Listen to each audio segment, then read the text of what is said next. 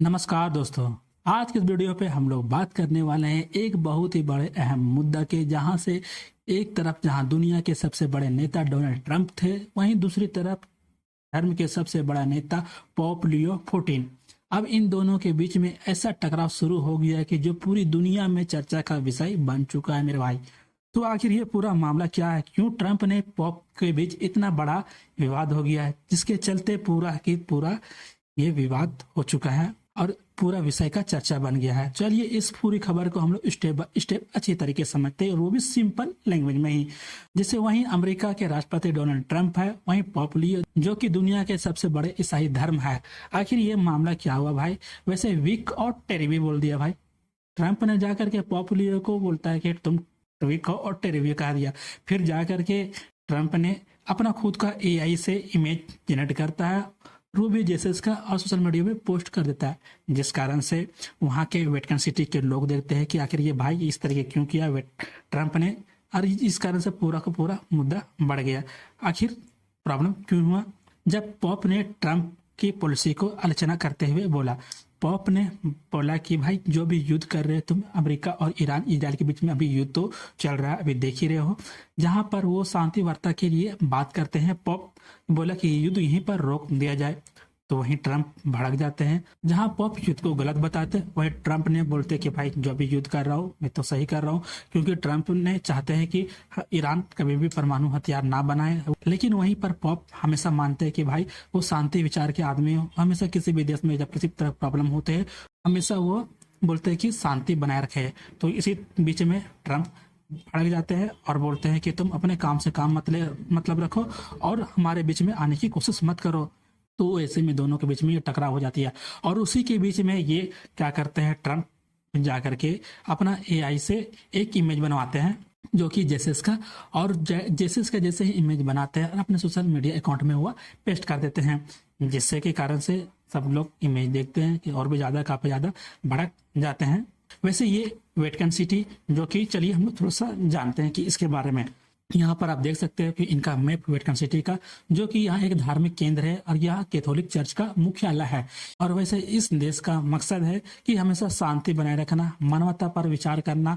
किसी भी देश में कुछ प्रॉब्लम होती है तो जाकर के उसको समझाना, ये हमेशा करते रहते हैं। वैसे वेटिकन सिटी 1929 में बना था, तभी से यह दुनिया कई देशों के औपचारिक संबंध रखते हैं। यदि किसी भी देश में कुछ बिगड़ जाती है बात, तो भाई ये हमेशा ही खड़ा रहते हैं उनको समझाने के लिए। एक तरफ से बोला भाई ये हमेशा शांति और मानवाधिकार का सभी जगह बात करते हैं। धर्म के जरिए लोगों को जोड़ते भी हैं। अंतर्राष्ट्रीय विवाद में किसी भी तरीके का विवाद की संभावना बढ़ जाते हैं, लड़ाई झगड़ा का मामला आ जाता है, युद्ध का मामला आ जाता है, तो ये सिटी हमेशा, यानी ये देश हमेशा ही उनकी मदद के लिए तैयार रहते हैं। उनको बोलते हैं कि शांति का रास्ता अपनाया जाए, किसी तरीके का युद्ध करना सही नहीं है। वो हमेशा ही शांति चाहते हैं। लेकिन कभी कभी इनके बीच में भी लड़ाई हो जाता है कि भाई, जैसे ट्रंप को कहा डायरेक्ट कि ये शांति बनाए रखे, क्योंकि ये ट्रंप तो खुद ही एक सख्त आदमी है, और वहीं पर ये पोप लियो जो कि शांति वार्ता की बात करते हैं। तो कभी कभी इन दोनों के बीच में जब बात नहीं बनती, तो भाई हमेशा तो विवाद तो ही खड़े होंगे ही, और इस तरीके के जाकर के मजाक बना दिया ट्रंप ने। लेकिन कभी कभी अपने एरिया पर भी इनका काफी ज्यादा विवाद हो जाता है, जैसे किसी भी तरीके का कोई भी सामाजिक के कारण हो जाता है या किसी भेदभाव के कारण भी। चलिए थोड़ा सा अब हम लोग पोप लियो 14 के बारे में समझते हैं कि आखिर ये पोप लियो 14 है कौन। वैसे इनका जन्म चियास्को अमेरिका में ही हुआ था, यानी ये खुद भी अमेरिका की निवासी है, और इनका असली नाम पोप लियो 14 नहीं है, जो कि रॉबर्ट फ्रांसिस इनका प्रोवेस्ट नाम है। और ये हमेशा शांति का बात करते हैं, मानव अधिकार की बात करते हैं। यदि किसी देश में युद्ध हो रहा हो या फिर युद्ध का संभावना हो, तो हमेशा ये खड़ा रहते हैं और उन्हें समझाने की भी कोशिश करते रहते हैं। वैसे पोप लियो 14 का मिशन हमेशा से रहा है कि शांति बनाए रखना, हमेशा किसी भी ह्यूमन राइट्स की बात करते रहते हैं। अफ्रीका के दौरे पर ये हाल ही में अबर गए हुए थे, जो कि वहाँ के निवासियों को, बच्चों से, सभी से जाकर के मिले। वैसे ये वेटिकन सिटी में पोप 2025 में ही बने।